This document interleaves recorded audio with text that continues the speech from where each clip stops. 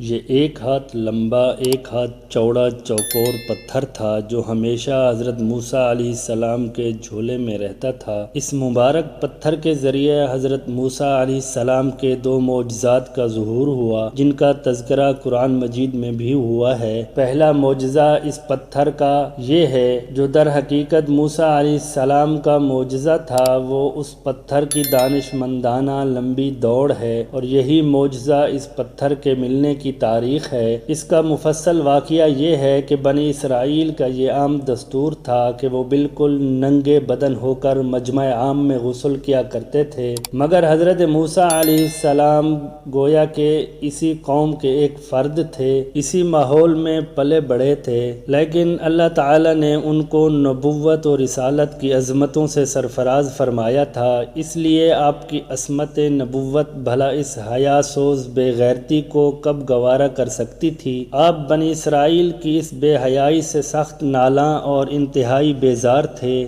اس لیے آپ ہمیشہ یا تو تنہائی میں تہبند پہن کر غسل فرمایا کرتے تھے۔ بنی اسرائیل نے جب یہ دیکھا کہ آپ کبھی بھی ننگے ہو کر غسل نہیں فرماتے تو ظالموں نے آپ پر بہتان لگا دیا کہ آپ کے بدن کے اندرونی حصہ میں یا تو برس کا سفید داغ یا کوئی ایسا عیب ضرور ہے کہ جس کو چھپانے کے لیے یہ کبھی برہنہ نہیں ہوتے، اور ظالموں نے اس تہمت کا اس قدر اعلان اور چرچا کیا کہ ہر کوچہ و بازار میں اس کا پروپیگنڈا پھیل گیا۔ اس مکروہ تہمت کی سورش کا حضرت موسیٰ علیہ السلام کے قلب نازک پر بڑا صدمہ و رنج گزرا، اور آپ بڑی کوفت اور اذیت میں پڑ گئے۔ تو اللہ پاک اپنے مقدس کلیم کے رنج کو بھلا کب گوارا فرماتا، اور اپنے ایک برگزیدہ رسول پر ایک عیب کی تہمت بھلا خالق عالم کو کب اور کیوں کر اور کس طرح پسند ہو سکتی تھی۔ تو ارحم الراحمین نے آپ کی برات اور بے عیبی ظاہر کر دینے کا ایک ایسا ذریعہ پیدا فرما دیا کہ بنی اسرائیل کے پروپیگنڈے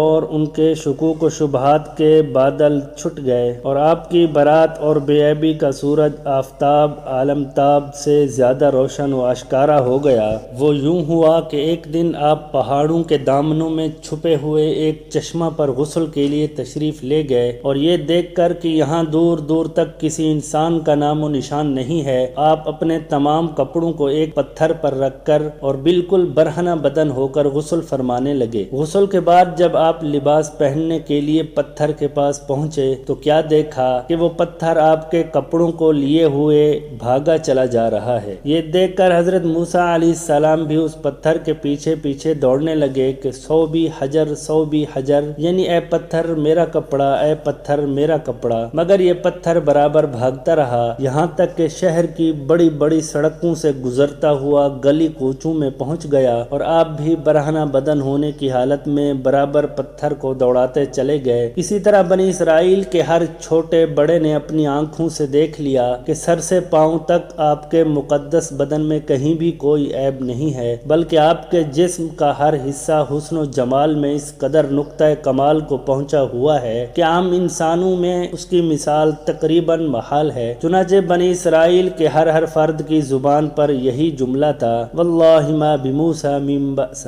یعنی خدا کی قسم موسیٰ بالکل ہی بے عیب ہیں۔ جب یہ پتھر پوری طرح حضرت موسیٰ علیہ السلام کی برات کا اعلان کر چکا تو خود بخود ٹھہر گیا۔ آپ نے جلدی سے اپنا لباس پہن لیا اور اس پتھر کو اٹھا کر اپنے جھولے میں رکھ لیا۔ اللہ تعالیٰ نے اس واقعہ کا ذکر قرآن مجید میں اس طرح بیان فرمایا ہے، یا ایھا الذین آمنوا لا تکونوا کالذین آذوا موسیٰ فبرأہ اللہ مما قالوا وکان عند اللہ وجیہا، اے ایمان والو ان جیسے نہ ہونا جنہوں نے موسیٰ کو ستایا تو اللہ نے اسے بری فرما دیا اس بات سے جو انہوں نے کہی، اور موسیٰ اللہ کے یہاں آبرو والا ہے۔ تو حضرت موسیٰ علیہ السلام کا دوسرا معجزہ یہ ہے، میدان تیہ میں اسی پتھر پر حضرت موسیٰ علیہ السلام نے اپنا عصا مار دیا تو اس میں سے 12 چشمے جاری ہو گئے تھے، جس کو پانی 40 برس تک بنی اسرائیل میدان تیہ میں استعمال کرتے رہے۔ قرآن مجید کی آیات فَقُلْنَا اضْرِب بِّعَصَاكَ الْحَجَرَ، اس آیات میں پتھر سے یہی پتھر مراد ہے۔ ایک شبوں کا ازالہ،